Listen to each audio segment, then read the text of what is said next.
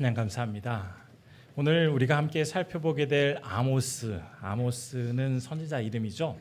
이 아모스가 활동했던 시기는 기원전 약 8세기경이라고 전해집니다. 그때 당시 이제 이 이스라엘을 둘러싸고 아수르라는 나라 그리고 이집트라는 나라가 세계의 그 아주 열강으로서 서로 패권을 다투고 있었던 이 시기에 이제 이스라엘이 참 어떻게 보면 강대국 사이에서 나름 그래도 선전을 하면서 굉장히 이스라엘도 잘 나가던 그런 시기였습니다. 그때 당시에 통치했던 왕이 여로보암 2세였는데요. 나라는 상당히 안정과 평화를 누리고 있었습니다. 막대한 부가 사회적으로 이제 흘러 들어오면서 상당히 풍족한 사회를 사람들은 살았던 것이죠. 그러나 이러한 부는 대부분 고위층 또 왕족들에게 편중되었고 일반 사람들은 굉장히 어렵게 살았습니다. 이런 양극화 현상이 심화되다 보니 빈부의 격차도 시간이 가면 갈수록 더 벌어지게 되었던 것이죠. 이 시기에 하나님은 아모스 선지자를 통해서 이스라엘 사회에 정의 그리고 공의를 선포하도록 하셨습니다. 그 이야기는 이스라엘 역사를 볼 때 이 아모스 선지자가 활동하던 시기에 특별히 이스라엘 백성들에게 이 공의와 정의 이것이 많이 결여되어 있던 시기다라는 것을 또한 우리에게 보여주는 그러한 장면이기도 한데요. 이 시간에는 아모스 선지자가 그렇게 부르짖었던 정의와 공의 이것을 통해서 우리에게 주시는 하나님의 뜻을 함께 살펴보려고 합니다. 이를 위해서 조금 전에 우리는 9장의 후반부 아모스서의 마지막 부분을 읽었는데 이제 그 범위를 조금 더 확장해서 8장부터 9장에 걸쳐서 그 내용을 함께 살펴보면서 하나님께서 선지자를 통해서 강조하신 그 정의라는 것이 과연 무엇인지를 함께 살펴볼 수 있기를 원합니다. 오늘 본문에서 특별히 이 정의라는 것을 좀 세분화해서 살펴보니 세 가지를 찾을 수가 있더라고요. 정의의 개념, 정의의 특징, 그리고 정의의 약속. 이것이 8장과 9장에서 제가 발견할 수 있는 정의에 관한 내용이었는데요. 이 세 가지를 통해서 과연 하나님께서 이스라엘 백성들에게 말씀하셨던 그 정의라는 것, 이 정의가 무엇인지를 함께 살펴보면서 우리도 이 세상에서 주님의 자녀로서 이 정의를 실천하며 살아갈 수 있는 그런 결단을 하는 그런 소중한 시간이 되었으면 하는 바람입니다. 먼저 우리가 살펴볼 것은 정의의 개념인데요. 이 아모스서를 읽다 보면 그 당시 사회가 얼마나 불의했는지를 잘 보여줍니다. 우리가 읽지는 않았지만 8장 4절부터 6절까지도 그 당시에 아주 불의한 상황에 대해서 잘 이야기를 해주고 있는데요. 제가 8장 4절부터 6절의 말씀 한번 읽어보겠습니다. 가난한 자를 삼키며 땅에 힘없는 자를 망하게 하려는 자들아, 이 말을 들으라.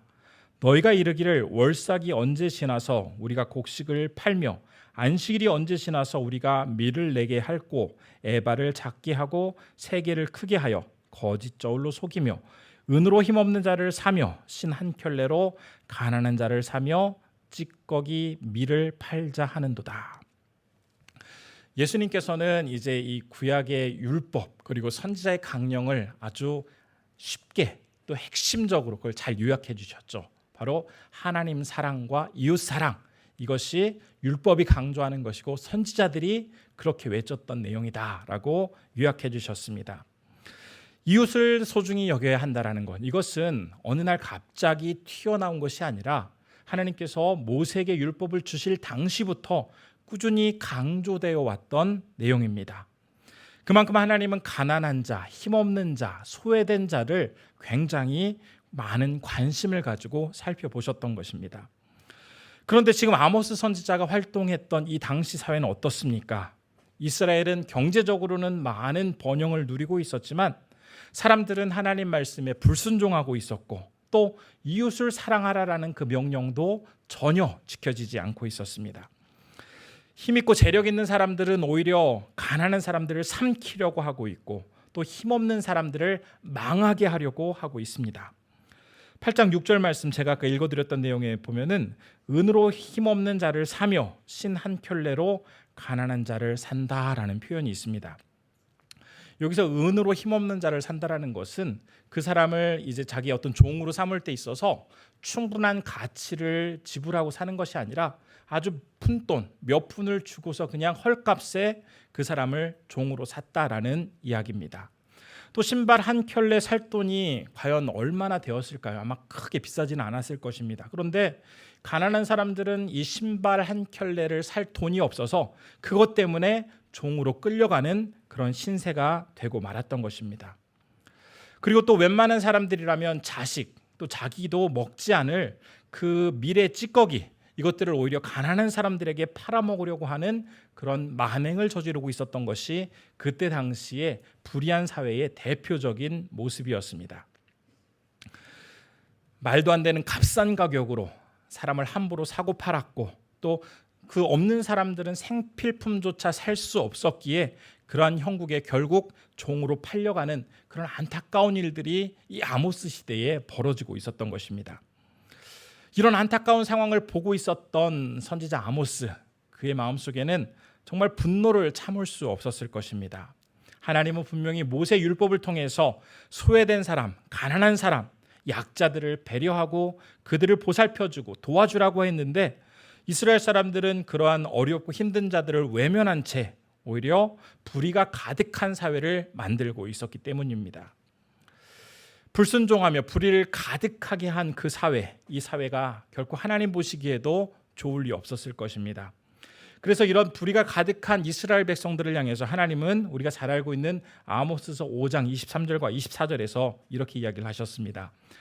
내 노랫소리를 내 앞에서 그칠지어다. 내 비파 소리도 내가 듣지 아니하리라. 오직 정의를 물같이 공의를 마르지 않는 강같이 흐르게 할지어다. 하나님께서는 그들의 하는 어떤 예배 행위, 말, 행동 이것이 결코 달갑지 않다. 내가 그것을 듣지 않겠다. 오히려 너희들에게는 공의와 정의가 분명하게 드러나도록 할 것이다 라고 하면서 이야기를 하시는 내용입니다. 미국에서는 이제 노예제도를 폐지하기 위해서 힘썼던 대표적인 사람이 바로 링컨 대통령이죠. 그리고 나서 이제 이후에 실제로 이제 노예에서 해방된 흑인들이 본격적인 인권을 누리며 살아갈 수 있도록 그 역할을 한 사람이 있는데 바로 그게 마틴 루터 킹 주니어 목사님입니다. 마틴 루터 킹 주니어 목사님은 참 흑인으로서 흑인의 그 인권과 또 권리를 위해서 많은 힘을 기울이셨던 분인데요. 우리에게도 잘 알려진 나에게는 꿈이 있습니다라는 그런 연설을 했었죠. 그 연설문 중에는 이런 내용이 있습니다. 제가 한번 그 연설문 중에 일부를 한번 읽어드리도록 하겠습니다. 우리는 절대 만족할 수 없습니다. 우리의 몸이 여행의 피곤으로 무거울 때 고속도로의 모텔과 시내의 호텔에서 잠자리를 얻지 못하는 한 우리는 만족할 수 없습니다. 미시시피의 흑인들이 투표조차 할 수 없고 뉴욕의 흑인들이 투표할 대상이 없다고 믿는 한 절대로 우리는 만족하지 않습니다. 정의가 강물처럼 흘러내리고 정직이 급류처럼 흘러내릴 때까지 만족하지 않을 것입니다. 아모스 선지자를 통해서 하나님께서 불의한 이스라엘 백성들을 책망하시고 그들을 깨우치고자 할 때 하셨던 이 메시지를 지금 마틴 루터 킹 목사님도 인용을 하면서 흑인의 그 인권을 회복하는데 정말 노력을 하셨던 그런 유명한 연설인데요. 성경이 말하는 정의, 그것은 더 분명해지죠. 바로 하나님의 말씀을 가만히 잘 듣고 뭔가 많이 알고 있고 또 내가 주님을 믿는 자녀다 라고 말한다고 해서 그 사람이 정의로운 것이 아니라 주님이 말씀하신 가난한 자, 소외된 자, 병든 자 그들과 함께하면서 인색하거나 억지로가 아니라 자발적으로 그들을 섬기고 그들과 함께할 때 진정한 정의를 이룰 수 있다라고 성경이 말하고 있습니다. 우리나라 대한민국도 참 이제 많이 풍요로워졌습니다. 벌써 한 8, 90년을 사신 어르신들은 정말 가난할 때부터 역사 이래로 가장 부유한 지금까지 다 쭉 봐오셨기에 특별히 우리나라가 지금 얼마나 잘 사는지를 더 잘 알고 계실 겁니다. 그러나 이러한 화려함과 풍요로움 이면에는 참 고통스럽게 신음하며 살아가는 사람들이 있죠.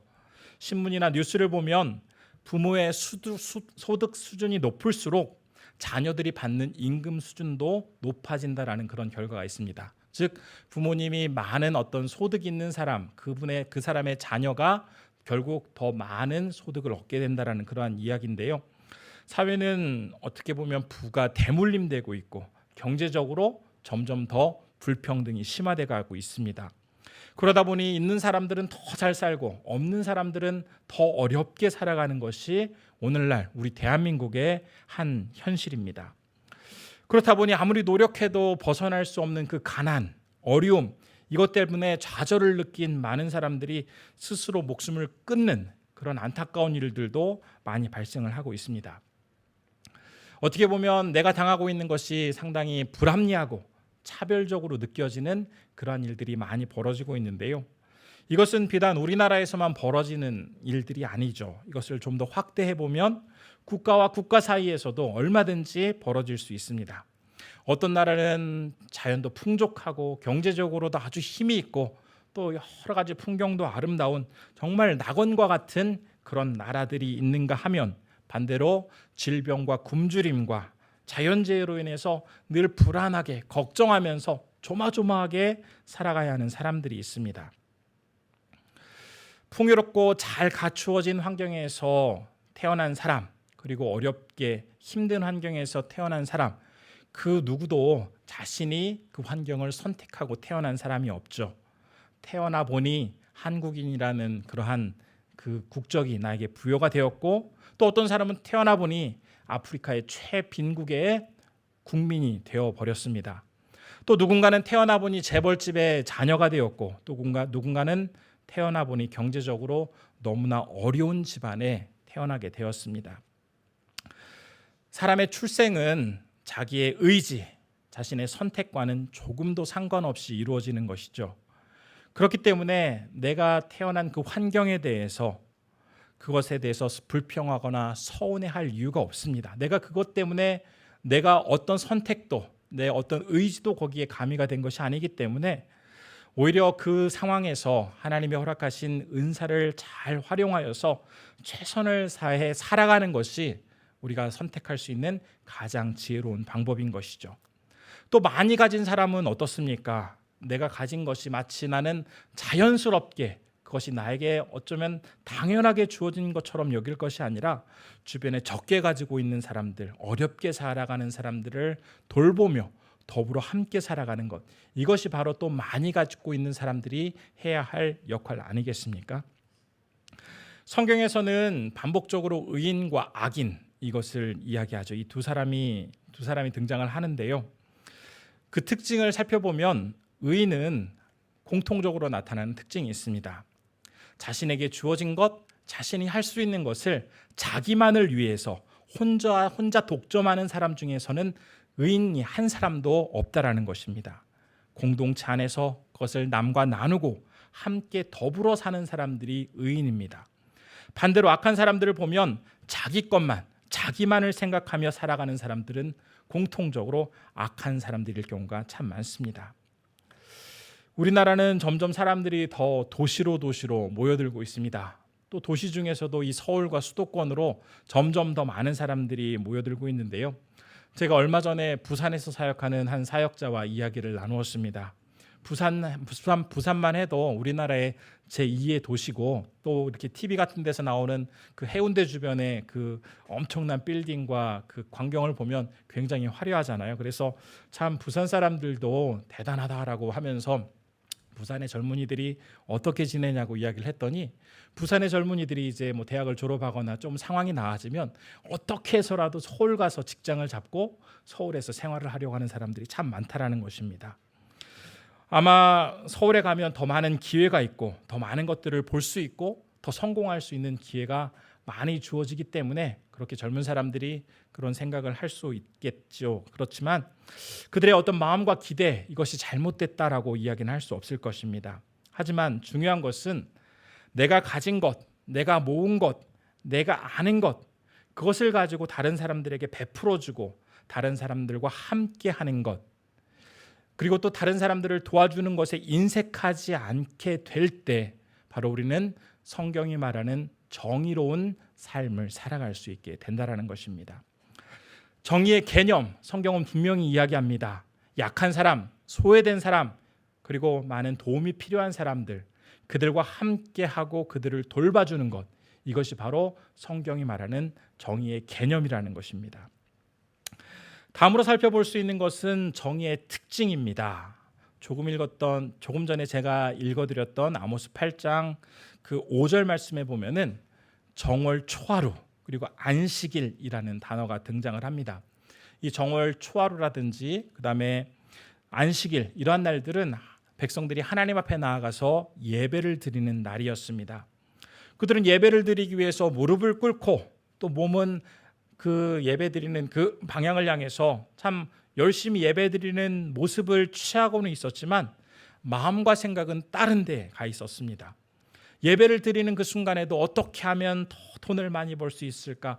어떻게 하면 나에게 더 이익이 많이 생길까? 그런 것들을 사람들이 고민하고 있다라는 것을 아모스 8장 5절 말씀이 전하고 있습니다.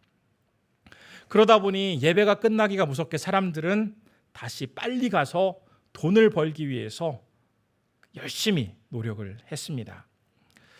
그들은 예배의 자리에 앉아 있었지만 정작 생각은 돈 버는 데 가 있었던 것입니다. 영국 성공회의 한 주교가 이런 말을 했다고 하네요.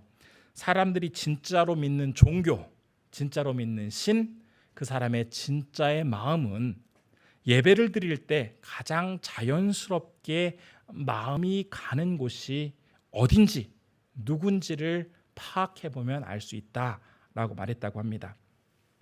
만일 누군가가 예배의 자리에 참석을 하고 있지만 그 머릿속에는 온통 게임 생각으로 가득하고 있는 사람이 있다면, 만일 누군가가 예배의 자리에 앉아 있긴 하지만 그 머릿속에는 친구들과 놀고 있는 그런 생각으로 가득하다면, 누군가가 예배당에 앉아 있긴 하지만 그 머릿속에는 처리해야 할 일들로 가득하고 있다면 그 사람이 진짜 섬기는 신은 하나님이 아니라 그들 머릿속에 지금 가득 차 있는 것, 그것이 그들이 섬기는 대상이고 그들이 믿는 신이라는 것입니다.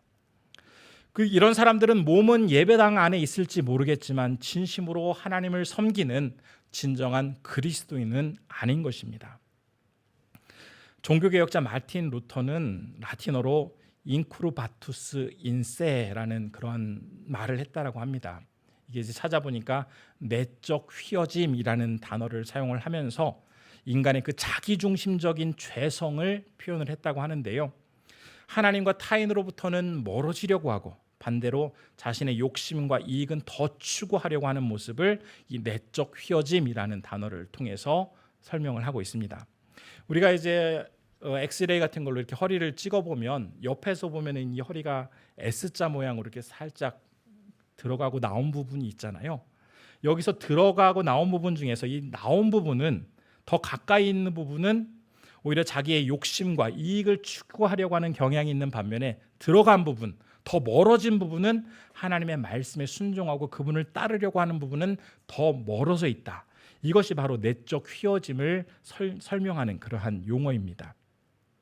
자기중심적이고 죄악적인 요소는 더 가까이 하려고 하는 반면에 하나님의 뜻을 더 멀리 하려고 하는 그 성향, 어떻게 보면 인간은 근본적으로 영적으로 휘어져 있는 그런 상태에 있습니다. 이런 본성을 가지고 있던 인간이 어느 날 다른 사람들을 섬기고 돌보고 그렇게 하는 것이 쉽게 되지 않겠죠. 어떤 놀라운 깨달음, 변화가 있어야만 이 일들을 실천할 수가 있습니다. 바로 성경에서는 그것을 다른 세상의 정의와 다른 성경이 말하는 정의의 특징으로 이야기를 하고 있습니다. 그냥 내가 노력한다고 해서 그 정의를 실천할 수 있는 것이 아니라 죽을 수밖에 없었던 나 자신을 하나님께서 아무런 값 없이 은혜로 도와주시고 인도해 주셨다는 이 사실이 마음속 깊이 느껴지고 이것에 감격하게 될 때 나도 이제 주변 사람들을 도와야겠다, 그들과 함께 해야겠다라는 행동의 변화가 나타나는 것이고, 이러한 행동의 변화로 이루어지는 정의의 실천, 이것이 바로 성경이 말하는 정의의 특징이라는 것입니다. 예수님은 마태복음 25장 35절과 36절에서 이렇게 말씀을 하시죠. 제가 한번 읽어보겠습니다. 내가 줄일 때에 너희가 먹을 것을 주었고 목마를 때에 마시게 하였고 나그네 되었을 때에 영접하였고 헐벗었을 때에 못을 입혔고 병들었을 때에 돌보았고 옥에 갇혔을 때에 와서 보았느니라 라고 하시면서 이렇게 하는 사람들은 하나님 나라를 상속받을 권리가 주어질 것이다 라고 말을 합니다. 많이 알고 종교적인 행사에 열심히 참석하고 율법을 달달달달 외우고 있는 그런 사람들이 아니라 배고픈 자, 이방인 집이 없는 그런 사람들에게 자기의 어려움을, 그 어려운 사람들에게 자기 것을 베풀어 주는 자, 참 어렵고 힘든 사람들, 죄 지은 사람들을 위해서 관심 가져주고 사랑을 베풀어 주는 사람, 이런 사람들에게 하나님의 나라를 상속받을 권리를 주시겠다라고 말씀을 하고 있습니다. 이런 말씀 속에서는 예수님을 따르는 많은 사람들과 제자들에게 너희들이 나에 대해서만 잘 알고 있고 나만 열심히 따르면 그것으로 족하다라고 말씀하시는 것이 아니라 주님이 베풀어 주신 그 은혜 안에서 주변 사람들을 섬기고 그들과 함께 하면서 그들에게 관심을 쏟아 부어 줄 때 진정으로 주님을 따르는 사람이다라는 예수님의 말씀인 것입니다. 따라서 성경이 말하는 정의의 특징, 그것은 바로 하나님의 사랑과 은혜를 깊이 체험한 사람이 그 사랑을 가지고 다른 사람들에게 그 사랑을 이제 흘려보내면서 실천하는 것, 이것이 바로 성경이 말하는 정의의 특징인 것입니다. 그러면서 우리가 읽지는 않았지만 아모스서 8장 7절에서는 이렇게 이야기를 하는데요. 제가 아모스서 8장 7절의 말씀도 한번 읽어보겠습니다. 여호와께서 야곱의 영광을 두고 맹세하시되 내가 그들의 모든 행위를 절대로 잊지 아니하리라 하셨나니. 지금 이 말씀에서 사람들은 맹세할 때 어떤 해, 달 이러한 것들을 두고 맹세를 하는데, 그런데 하나님은 야곱의 영광을 두고 맹세를 하신다라고 전하고 있습니다. 이것은 무슨 뜻이냐면 사람들은 저 해, 달, 별 이런 것들은 변하지 않을 것이기 때문에 그것들을 걸고 맹세를 하지만 실질적으로 하나님께서는 너희들이, 사람들이 변하지 않을 것이다라고 생각하는 그것이 과연 변하지 않느냐라고 하면서 너희들의 생각과 결정을 믿으면서 너희들이 맞다고 생각하는 것, 그것은 하나도 맞는 것이 없다. 오히려 그런 사람들은 자기 중심적으로 불의하게 살아가는 사람들이고, 이렇게 자기의 생각과 자기의 결단과 자기의 판단을 믿으며 살아가는 사람들은 아모스서 8장 8절부터 14절까지 나오는 그러한 심판과 처벌을 받게 될 것이다 라고 말씀을 하십니다. 반면에 하나님께서 말씀하신 그 정의를 잘 지키며 살아가는 사람들에게는 놀라운 약속을 해주시겠다라고 이제 9장에서 나오게 되는데요. 저희가 함께 읽었던 9장의 말씀은 하나님께서 정의를 지키며 살아가는 사람들에게 주신 주님의 약속입니다. 그래서 이제 세 번째로 살펴볼 것은 바로 이것입니다. 정의를 실천하며 살아가는 사람들에게 주어지는 하나님의 약속입니다. 아모스서 9장에는 정의를 실천하며 살아가는 사람들에게 두 가지 약속을 하고 있는데요. 한 가지는 그날의 모든 것을 회복시키시겠다라고 약속을 하십니다. 아모스 선지자를 통해서 그날의 왕이 돌아오게 될 것이고 물질적으로도 완전한 회복을 누리게 될 것이다 라고 말씀을 하십니다. 이 회복에 대한 약속은 1차적으로 이스라엘이 이제 다윗의 왕조가 회복되어지는 그러한 놀라운 역사가 있을 것이다라는 의미와 함께 장차 유대 땅에 다윗의 후손으로 그분께서 메시아가 오심으로써 이스라엘을 회복시키고 많은 자들에게 자유를 허락하실 것이다라는 그런 약속의 말씀이셨던 것이죠. 실제로 이 약속은 약 760년 후에 정확하게 이루어지죠. 예수님께서 오심으로 죽을 수밖에 없었던 많은 자들이 다시 회복되어지고 살아나게 되어지는 경험을 하게 됩니다. 또 9장 12절 우리가 읽었던 말씀 중에서 나온 것처럼 나뉘고 다투던 그 많은 대상들이 그분으로 인해서 하나가 될 것이다라는 그 말씀 또한 아주 정확하게 이루어집니다. 이 말씀에서 에돔의 남은 자, 이 에돔의 남은 자는 아직 관계가 회복되지 않은 그러한 백성들을 의미합니다. 그러나 예수님께서 오심으로써 이스라엘과 적대적인 관계에 있었던 사마리아 사람들, 이 사마리아 사람들이 예수 그리스도로 인해서 복음을 듣고 변화하는 역사가 일어남으로써 이 회복에 대한 약속은 온전하게 성취되었습니다. 또한 두 번째로 이 정의를 실천하게 될 때에 우리에게 주어지는 약속은 세상이 치유될 것이다라는 약속입니다. 아모스서 9장 13절 그 말씀은 이렇게 증거를 하고 있는데요. 제가 한번 그 말씀 읽어보겠습니다. 여호와의 말씀이니라 보라 날이 이를지라 그때에 파종하는 자가 곡식 추수하는 자의 뒤를 이으며 포도를 밟는 자가 씨 뿌리는 자의 뒤를 이으며 산들은 단 포도주를 흘리며 작은 산들은 녹으리라. 일반적으로 이스라엘에서 이제 포도를 농사지을 때 사람들이 10월이 되면은 그 씨를 뿌리기 위해서 밭을 경작을 합니다. 그리고 12월에 씨를 뿌리고 3월에 수확을 하죠. 그리고 수확한 것을 가지고 6월에 이제 그 포도를 밟으면서 즙을 내서 그것을 가지고 포도주를 만들게 되는데요. 만약에 이제 수확을 해야 되는 3월에 이 포도가 달리지 않아서 아무것도 거둘 것이 없으면 이제 포도주를 아주 필요로 하는 그들에게 있어서 포도주를 만들어야 할 그 6월, 그들이 그 시기가 얼마나 사람들에게는 고통스럽고 당황스러운 시기가 되겠습니까? 하지만 이런 어려움들, 심판들, 이러한 일들이 그분이 오심으로써, 왕이 오게 됨으로써 전혀 그런 걱정을 할 필요가 없게 된다라는 의미입니다. 그 왕이 오시면 추위에 떨거나 걱정할 필요도 없고 심판에 대한 것, 또 어떤 잘못될 것, 어려운 것들, 이런 것들을 전혀 걱정하지 않고 달콤한 포도주를 마시면서 새로 부임한 왕에 의해서 편안하게 살아갈 수 있도록 해 주실 것이다. 즉 이 말씀은 그 새로운 왕에 의해서 우리는 영원한 생명과 구원의 기쁨을 누리게 될 것이다라는 그러한 약속입니다. 비노스 라마 찬드라라는 스리랑카의 신학자가 있습니다. 그 스리랑카가 그래도 불교의 국가고 또 여러 가지 그 다신을 믿는 그런 국가임에도 불구하고 이 비노스 라마 찬드라라는 사람은 그 아주 참 값진 그런 기독교 사상가인데요.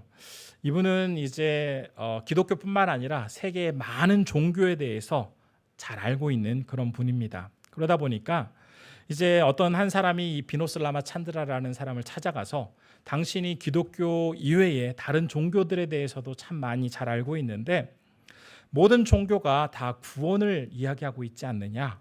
그러면 결국 어떤 종교를 믿더라도 다 구원에 이를 수 있는가라고 묻자 이 비노스 라마 찬드라는 이렇게 이야기를 했다라고 합니다.